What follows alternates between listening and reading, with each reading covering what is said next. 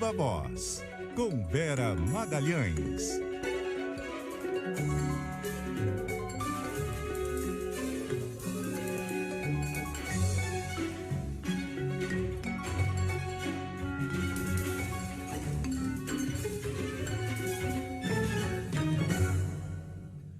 Esse sorriso aí, Vera, você gostou da musiquinha, né?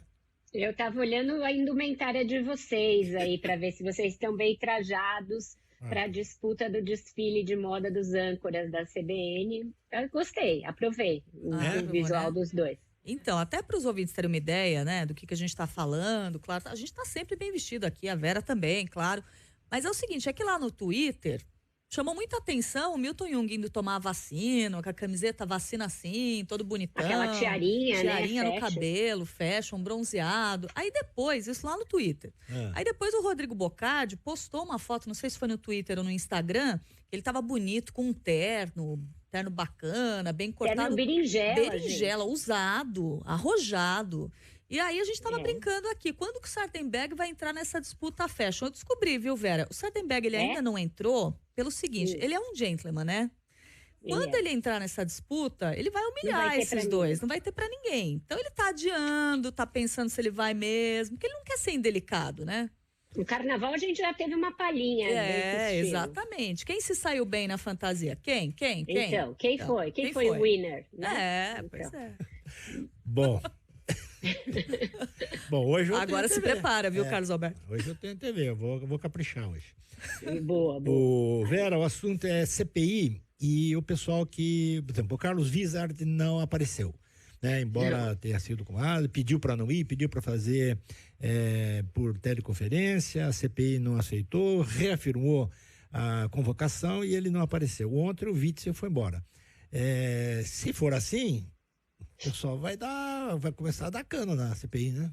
Vai começar a dar cano, tá perdendo um pouco a moral, né, Sardenberg? Por isso que os senadores hoje já estão falando em medidas extremas aí, falando em recolher o passaporte do Wizard quando ele vier ao Brasil e em condução coercitiva para que ele deponha na CPI. Conversei com alguns advogados e alguns ministros do Supremo a respeito do cabimento dessas medidas. Eles dizem que, como ele está sendo convocado como testemunha, ele tem a obrigação de comparecer perante a CPI. Que, portanto, no entender de alguns deles, sim, caberia uma condução coercitiva neste caso.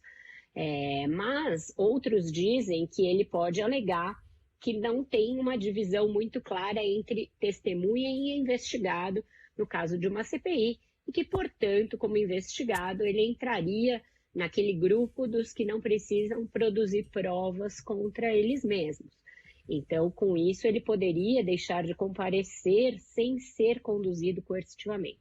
Além disso, o fato dele estar no exterior, no entendimento de alguns desses advogados, funciona como uma justificativa plausível para ele não ter comparecido. O problema é que a CPI fica ameaçando essas medidas extremas e, caso elas não sejam efetivas, aí complica ainda mais isso que você falou, Sardenberg.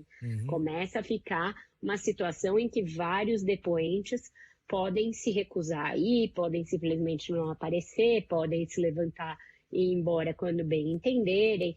Então, é um momento delicado, no qual os senadores precisam se assessorar juridicamente de forma muito precisa para ver quais medidas eles vão de fato tomar, para que não fique uma coisa de contar garganta e falar vamos prender e arrebentar, e depois não conseguirem de fato prender e arrebentar, e aí fica o dito pelo não dito. Isso é muito ruim para a imagem da CPI.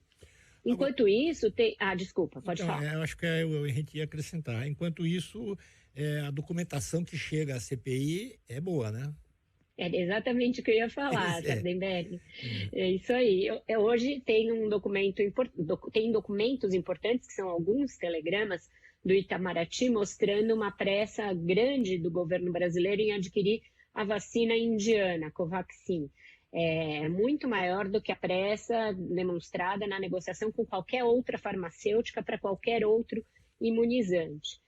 Isso combina com uma narrativa que o governo brasileiro adotou de se contrapor às vacinas vindas da China, né, como a da Sinovac, que é a Coronavac, mesmo a AstraZeneca, que depois acabou tendo seu contrato assinado e é fabricada aqui no Brasil pela Farmanguinhos, que é uma instituição com vínculo com o governo federal, demorou mais do que a Covaxin. O presidente Bolsonaro, alguns dos seus ministros, por um tempo, adotaram essa vacina para se contrapor ao João Dória como defensores da vacina, que haveria uma vacina mais barata e que chegaria mais rápido, que chegaria em grandes quantidades, que era a vacina indiana. O que a gente não sabia era desses telegramas do Itamaraty alertando para alguns riscos dessa vacina e para o fato de que ela ainda não tinha aprovação em agências internacionais. Até hoje, essa vacina não tem o aceite da Anvisa. Então, a gente adquiriu mais rapidamente uma vacina que até hoje não tem aprovação da Anvisa, em detrimento de outras que já tinham aprovação da FDA e também da nossa agência aqui, como a da Pfizer, etc. Então, de novo, né, o descompasso na compra das vacinas, nenhum critério técnico claro para definir com quais farmacêuticas você negocia e a que tempo, e sempre um viés político, um viés ideológico predominando sobre a discussão científica na negociação dessas vacinas, Sardenberg. Exatamente, é isso que está muito claro no caso da CPI.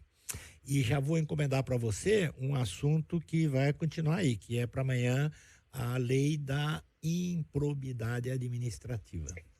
Tem toda a razão, precisamos falar disso. Então já fica contratado para amanhã, com agilidade maior que a do Ministério da Saúde para comprar a vacina, que a gente vai fechar a semana fazendo um balanço geral do que mudou e de quem se beneficia com isso, Sardenberg.